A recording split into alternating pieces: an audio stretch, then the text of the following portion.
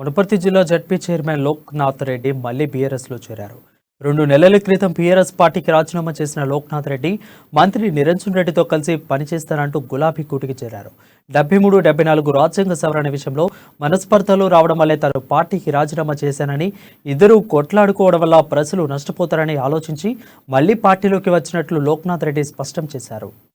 స్థానిక సంస్థల విధులు బాధ్యతలు నా జడ్పీ మీటింగ్లో జరిగినవి కూడా చూస్తారు, రికార్డ్స్ ఉంటాయి. 73, 74 రాజ్యాంగ సవరణది మేము హక్కుల కొరకే తప్ప నేను ఎక్కడ కూడా వ్యక్తిగతంగా ఎవరి మీద నేను మాట్లాడింది లేదు. దీని క్రమంలోనే కొంత గ్యాప్ అంటే ఒకరికొకరు అర్థం చేసుకోవడంలో మంత్రి గారికి మనకు గ్యాప్ ఉండడం, ఆ గ్యాప్ అది పెద్దది అయింది. పెద్దదై కొంత మనస్తాపానికి గురై నేను రాజీనామా చేసిన మాట వాస్తవం. నేను జిల్లా పరిషత్ చైర్మన్గా అదే రకంగా ఈ రోజు వరకు కూడా కొనసాగుతున్నాం. ఈరోజు పత్రికా సమావేశానికి రావడానికి నేను గత 2 నెలల క్రితం బీఆర్ఎస్ పార్టీకి రాజీనామా చేయడం జరిగింది. ఆ తర్వాత నేను తటస్థంగా ఉండడం జరిగింది. మీరు ఆ రోజు